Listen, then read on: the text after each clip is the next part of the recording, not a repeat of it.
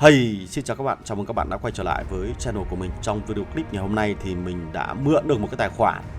Và thông qua cái tài khoản này thì sẽ truyền đạt đến các bạn một cái thông điệp. Đó là vấn đề lựa chọn đúng cấp độ chiến trường để sinh tồn và phát huy tối đa khả năng bản thân của các bạn. Cái việc lựa chọn đúng cấp độ chiến trường này nó sẽ đem đến cho các bạn cái niềm vui nhiều hơn, bớt áp lực hơn và cảm thấy trò chơi game này nó thú vị hơn. Được chưa? Rồi, tài khoản này có gì thú vị thì hãy xem ở phần tiếp theo của video clip nhé. Rồi, trước tiên thì chúng ta sẽ xem qua phần mua sắm của tài khoản này. Như các bạn đang được nhìn thấy ở đây là một cái màn hình thể hiện phần uy thế của tài khoản. Thì cái tài khoản này vẫn chưa mua nhiều các gói hàng ở trong trò chơi game. Tài khoản này là một tài khoản của những người chơi free to play. Cái thông tin thứ hai đó chính là bảng xếp hạng cỗ máy chiến đấu. Anh ta đang xếp thứ hạng 1 trên cái bảng xếp hạng cỗ máy chiến đấu trên San Francisco. Một người chơi free to play mà đạt được ngưỡng 400 triệu điểm cỗ máy chiến đấu ở một cấp độ City 4 mình nghĩ là khá là khó, đặc biệt là ở cái cấp độ chiến trường của anh ta. Đó. Và anh ta đang xếp thứ hạng 1, xếp trên rất nhiều những người chơi nạp tiền khác. Ví dụ như các bạn ở S58 thì biết mức độ tiêu tiền của tài khoản GoGo là như thế nào. Rồi Crazy Joe này cũng đã tiêu tốn rất nhiều tiền vào trong trò chơi game này rồi. Nhìn vào bảng xếp hạng cỗ máy chiến đấu này thì chắc chắn các bạn cũng sẽ thấy được báo cáo chiến đấu của anh ta khủng khiếp cỡ nào rồi. Mình làm video clip về anh chàng chơi đơn vị pháo binh sở hữu được một loạt các chiến báo rất là tốt ở trên cấp độ 4. Thì anh chàng này cũng đã bắt đầu lưu lại những cái chiến báo. Và đây là những chiến báo mà anh ta đang muốn khoe với tất cả những người xem. Chiến báo này diễn ra vào ngày 16 tháng 3, cách đây cũng khá là lâu rồi. Và trước khi cái thời điểm mà mình làm video clip về pháo binh thì đây là những cái báo cáo chiến đấu mà thể hiện được sức phá hủy khủng khiếp của các đơn vị pháo. Tiêu diệt được 6.500 đơn vị lính. Ngày 11 tháng 3 anh ta có rất nhiều chiến báo. Cái báo cáo chiến đấu thứ nhất là 4.000, báo cáo chiến đấu thứ hai là 4.700. Cái báo cáo chiến đấu thứ ba là ngày 6 tháng 3 cũng được 6.400. Đó. Thứ tư là 5.360. Tiếp tục là những cái báo cáo chiến đấu 4.000, 5.700. Đó. 5.500. Ok. Đó.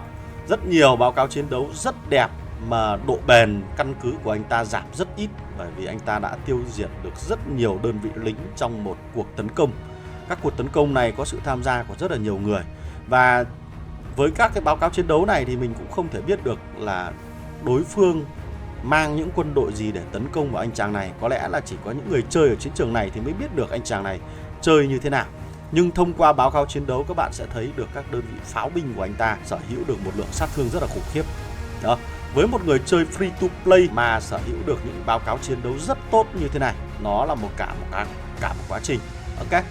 Rồi, tiếp theo thì không giấu giếm gì các bạn nữa. Đây là tài khoản của anh chàng này. Đó. Và toàn bộ đơn vị quân đội của anh chàng này đây. Anh ta chơi toàn bộ về pháo binh. Duy chỉ có một đơn vị là bộ binh, chắc mình đoán được sử dụng làm bao cát để hút các phần sát thương của đơn vị lính của kẻ thù, để giúp cho đơn vị pháo binh của anh ta có thể tấn công được đối thủ. Ok. Rồi, xem thông qua một chút về đội hình của anh chàng này. Anh chàng này sử dụng các sĩ quan pháo binh rất là tốt. Trong đó có anh chàng thần kiếm quốc gia đã được thức tỉnh. Đến đây thì bắt đầu có nhiều người đặt ra cái câu hỏi: tại sao một người chơi ở liên minh WPK của máy chủ 43 lại có được thần kiếm thức tỉnh mà chưa nạp một đồng nào vào trong trò chơi game này? Nói chưa một nạp một đồng nào thì nghe nó hơi sai, nhưng mà nạp 20.000 để mua được, để mở khóa được tượng thủ hộ sự thật. Ok. Mà lại có anh chàng thần kiếm quốc gia. Đó, thì ở đây các bạn có thể xem qua kỹ hơn profile của anh chàng này. Anh chàng này có cái ID là 13 triệu. Theo như chia sẻ của anh chàng này thì anh ta xuất phân từ các liên minh của máy chủ S27. Sau đó anh ta chơi một thời gian và khi máy chủ 43 mở ra và anh ta nhảy đến máy chủ 43 này để định cư. Vấn đề ở đây là gì? Với mức lực chiến là 278 triệu ở S27, anh ta rất khó có thể chen chân được vào những liên minh top đầu của máy chủ này. Cái thứ hai là với mức lực chiến 278 triệu này anh ta nhảy đến máy chủ 43, tham gia vào cái chiến trường cấp độ vàng, giới hạn ở mức đơn vị là 9.0. Anh ta hoàn toàn có thể sống sót tốt trước các cuộc tấn công của kẻ thù. Vấn đề ở đây là gì? Trong cùng thời của anh ta có rất nhiều tài khoản ngang với mức lực chiến của anh ấy, nhưng lựa chọn những chiến trường cấp độ cao hơn để chiến đấu. Và từ những cấp độ cao như vậy thì đôi khi nảy sinh ra những vấn đề tiêu cực về tâm lý game. Và đối với anh chàng này thì chơi game nó là một trò chơi game để giải trí, và anh ta đi những chiến trường thấp hơn như thế này để đúng nghĩa là giải trí với năng lực và với sức mạnh của cái tài khoản này đem lại. Và anh ta đang có thứ hạng 1. Ok. Rồi, xem kỹ hơn về các cái bộ kỹ năng của các sĩ quan mà anh chàng này cùng học nhé. Đây, trước tiên thì về cách xây dựng đội hình, các bạn xem video clip này, các bạn những người chơi mà nông dân, những người chơi mà newbie học tập được rất nhiều từ tài khoản này. Mình nghĩ là như vậy, bởi vì anh ta có một lối xây dựng đội hình, xây dựng sĩ quan rất là bài bản. Điển hình nhất là phần không quân của người chơi này, các bạn nhìn thấy hầu như không đầu tư bất cứ một tượng sĩ quan nào vào phần không quân cả. Đó. Nhá. Rồi, phần lục quân thì toàn bộ những tượng và anh ta có đầu tư tập trung vào những sĩ quan mà anh ta dùng là chính. 4 sĩ quan đầu tiên giúp cho căn cứ của anh ta thêm cứng cáp hơn. Còn sĩ quan của chúng ta chuyên về pháo binh thì đang có những 6 cái sĩ quan này. Anh ta đang có dự định để nâng cấp tiếp nắm đấm bóng trích này lên để giúp cho căn cứ của anh ta trở thành một cỗ máy chiến tranh đáng sợ hơn. Rồi, đây là cặp đôi mà lắp cho đơn vị pháo của Mỹ, 2 đơn vị này. Còn 2 anh chàng này là được triển khai cho đơn vị pháo chống tăng, ok, của Đức. Đấy. Thì các bạn cũng có thể căn nhìn vào đây để học các cái kỹ năng mà người chơi này đã học cho các sĩ quan của mình. Đó, để từ đó kiếm được những điểm giết rất tốt trong các báo cáo chiến đấu các bạn. Rất đơn giản này thôi, nhưng mà nhiều người cứ loay hoay băn khoăn và bối rối về cái vấn đề học các skill của các sĩ quan. Nhưng mà như các bạn thấy ở đây thì cái câu chuyện học skill này rất là đơn giản.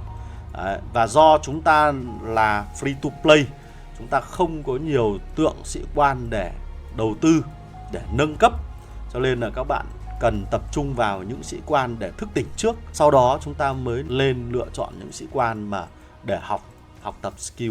Toàn bộ những sĩ quan bên dưới này là anh ta chỉ mở khóa thôi, chứ cũng không có đầu tư tượng vàng vào đây cả, không đầu tư dàn trải. Đây là tất cả những gì mà sĩ quan của cái tài khoản này đang có nhé. Các bạn có thể nhìn thấy ở đây là có đơn vị bộ binh. Anh ta chuyển hướng sang đơn vị bộ binh. Lại một cái video clip nữa có sự chuyển bài. Anh ta không chơi đơn vị xe tăng, trực thăng hay là các đơn vị xe tăng khác đó, mà anh ta chơi đơn vị bộ binh. Và xu hướng của anh chàng này đó là gì? Hoàn thiện các sĩ quan về pháo binh, sau đó tập trung nhiều hơn vào các sĩ quan của bộ binh. Rồi, về phần nghiên cứu thì các bạn sẽ thấy nó khá là bất ngờ hơn. Đây là phần cây nghiên cứu của anh chàng này nhá. Phần nghiên cứu như thế này mình đánh giá là nó cũng không phải là quá nhiều so với những người chơi mà ở các máy chủ 3x và 4x. Đối với những người chơi ở các cụm máy chủ 3x và 4x này, thậm chí các bạn có phần nghiên cứu tốt hơn nhiều. Rồi, xem chi tiết cụ thể hơn. Đây là cây xe tăng này, cây pháo binh của anh chàng này. Và anh chàng này theo đúng triết lý là chỉ nghiên cứu những mục vừa đủ để mở khóa cho cái mốc cuối cùng này. Còn lại những cái mục mà không đóng góp nhiều giá trị cho pháo binh của anh ta thì anh ta sẽ không nghiên cứu. Ví dụ như mục này chẳng hạn. Anh ta không muốn làm bốc lửa những cái đơn vị pháo binh của mình lên, bởi vì như vậy sẽ tốn rất nhiều điểm vinh dự chiến đấu. Rồi tiếp tục là chiến tranh hiện đại. Chúng ta sẽ xem cây pháo binh. Đó, đây, nghiên cứu vừa đủ. Anh ta chỉ nghiên cứu vừa đủ để mở khóa các mức tiếp theo, chứ anh ta cũng không có đầu tư quá nhiều vào trong cái việc là đổi màu của các đơn vị pháo. Thế sau khi mà hoàn thiện các nhánh pháo này rồi thì anh ta sẽ đang triển khai sang đơn vị là bộ binh để làm bao cát trong cái quá trình mà solo với những người chơi khác nó tự tin hơn. Thì bộ binh anh ta cũng chơi như vậy, chỉ nghiên cứu vừa đủ. Và anh ta đang gần chạm được đến cái mốc cuối này. Và vấn đề quan trọng nhất ở đây là gì? Chọn đúng chiến trường mà mình sẽ tham gia. Do ở đây là gì? Chiến trường được giới hạn là anh ta dàn đều sang các đơn vị về pháo binh. Đó. Rồi chúng ta sẽ cùng xem qua cái kho đồ này. Đây, thế thì cái hướng xây dựng đội hình mà chuyên về một đơn vị này nó sẽ có lợi thế, đó là kế thừa được cái linh kiện mà chúng ta sưu tập từ trong quá trình chơi game. Do chúng ta chỉ chuyên về một đơn vị thôi, cho nên các hòm bản thiết kế chúng ta mua chỉ riêng một loại thôi. Và từ một loại đó chúng ta mở thì khả năng nó ra được các món đồ của đúng loại đó nó rất là cao. Ok, thì ở đây duy nhất cái điều tài khoản này có lợi thế đó là vấn đề về thời gian. Anh ta chơi ở các máy chủ cũ trước, sau đó là anh ta mới nhảy về cái máy chủ mới và tham gia vào cái chiến trường này. Thì đây là một cái điểm lợi thế duy nhất đối với tài khoản này thôi. Còn mức độ tiêu tiền thì thua, và tất cả những cái thứ khác thì có lẽ là cũng thua thốt. Thậm chí là các cái boops, anh ta cũng chỉ có 4 cái ngoại trang này thôi.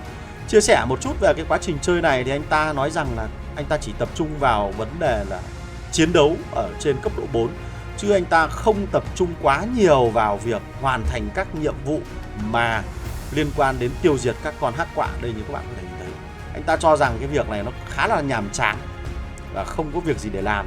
Anh ta log in vào trong trò chơi game và chỉ có chiến đấu thôi. Đấy, để lấy niềm vui thôi, chứ còn cái việc này nó chán quá. Và nếu như không có cuộc chiến ở cấp độ 4 thì dường như anh ta offline dài hạn. Đấy, thi thoảng có log in vào trong tài khoản này thôi. Mình nghĩ cái chiến thuật này cũng khá là hợp lý, bởi vì nó có thể giúp cho các bạn cân bằng được với cuộc sống. Đó, chúng ta không phải chơi quá nhiều trong trò chơi game, không phải cày cuốc quá nhiều, nhưng chúng ta biết lựa chọn cái cấp độ chiến trường, nó có thể giúp cho chúng ta vẫn có thể đạt được cái khoái cảm nhất định khi mà tham gia vào trò chơi game này. Đó chính là cái nội dung mà cái video clip này mình muốn truyền đạt. Các bạn hãy lựa sức mình mà tìm kiếm đối thủ, đúng không ạ? Miễn là làm sao nó đem lại cho các bạn cái niềm vui lớn nhất có thể, và từ cái niềm vui đó thì các bạn sẽ có niềm đam mê chơi cái trò chơi game này lâu hơn, bền vững hơn, thay vì là chúng ta chỉ có chơi được một vài mùa là chúng ta dừng lại, chúng ta còn phải đi làm, cân bằng cuộc sống và các mối quan hệ xã hội khác. Ok, rồi có lẽ là chém gió như vậy thôi, thì video clip của mình xin phép được tạm dừng tại đây. Hẹn gặp lại anh em ở trong các video clip lần sau liên quan đến giới thiệu các cái lối chơi, cách xây dựng đội hình và hướng dẫn chơi cho người mới. Clip này mình nghĩ là rất là bổ ích cho tất cả các bạn.